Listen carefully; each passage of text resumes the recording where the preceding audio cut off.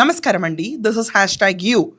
ప్రియాంక మృతి చెందింది అని నిన్నటిదాకా వార్త వచ్చింది. కానీ వాళ్ళ నాన్నగారు బయటకొచ్చి ఇప్పుడే ప్రెస్‌తో మాట్లాడారు. లేదు, మా అమ్మాయి ప్రియాంక రాజమండ్రిలో ఏదైతే యాక్సిడెంట్‌కి గురైన ప్రియాంక ఉందో, ప్రియాంక మృతి చెందలేదు.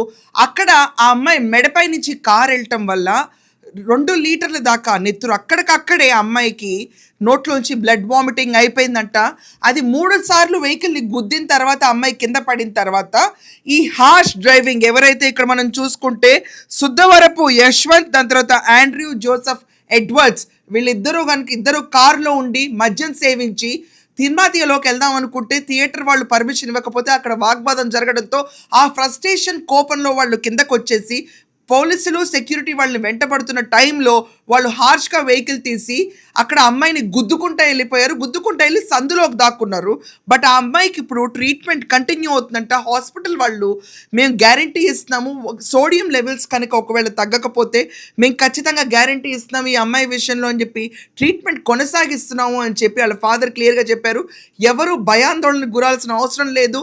ప్రియాంక మృతి చెందలేదు, ప్రియాంక బ్రెయిన్ డెడ్ అవ్వలేదు అని వాళ్ళ ఫాదర్ బయటకు వచ్చి చెప్పారు. మరి నిన్నటి దాకా టెలివిజన్స్ అన్ని బ్రెయిన్ డెడ్ అనే చెప్పినాయి. But this is something very shocking. ఆ అమ్మాయి కోలుకోవడమే కావాలి ఎవరికన్నా కూడా. This is a fantastic good news. But ఇప్పుడు చూస్తుంటే ఏంటి ఇక్కడ ఇప్పుడు ఎవరైతే ఇక్కడ మనం చూసుకుంటే యశ్వంత్, దాని తర్వాత ఎడ్వర్డ్ ఉన్నారు, వీళ్ళపైన ఏంటి పరిస్థితి అంటే వాళ్ళని ఆల్రెడీ కస్టడీలోకి తీసుకున్నారు. మొన్న అయితే యాక్సిడెంట్ కేసు కింద, ఫస్ట్ ఆఫ్ ఆల్ జస్ట్ ఒక ట్రివియల్ యాక్సిడెంట్ కింద, అంటే ఒక వెళ్తుంటే జరుగుతుంది చూడండి హిట్ అండ్ రన్, అలాంటివేమో అనుకుని వాళ్ళకి స్టేషన్ బెయిల్ ఇచ్చి పంపించారు. పోలీసులు గడిచిన ఇమ్మీడియట్గా జరిగిన 3 గంటల్లోపే వెహికల్ని స్వాధీనం చేసుకున్నారు. At the same time Rajahmundry MLA ఇంత టచ్లో ఉన్నారని చెప్తున్నారు వాళ్ళ ఫాదర్. అండ్ వాళ్ళ ఫాదర్ క్లియర్గా చెప్పారు, పోలీస్ వాళ్ళు మీ హైదరాబాద్కి షిఫ్ట్ చేయడం వల్ల అమ్మాయిని ఇక్కడికి ట్రీట్మెంట్కి 3 రోజులు గడువు తర్వాత మేము కేసులు పెట్టాము, అందుకనే ఇప్పుడు వాళ్ళని రిమైండ్లో తీసుకున్నాము, చాలా సీరియస్గా వెళ్తాము. ఇలా మద్యం సేవించి హై డోసేజ్ ఆఫ్ డ్రగ్స్లో ఉండి విచ్చలవిడిగా ప్రవర్తించిన వీళ్ళిద్దరూ ఎవరైతే ఉన్నారో, డ్రగ్స్ అని అంటున్నారండి సోషల్ మీడియాలో, that I don't know, just mark this word clear.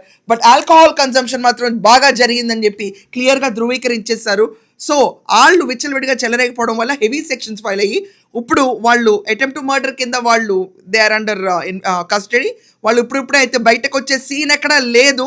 వాళ్ళని అరెస్ట్ చేసి తీసుకెళ్తుంటే 1% పశ్చాత్తాపం లేదు. But good news is that Priyanka is in the way to recovery.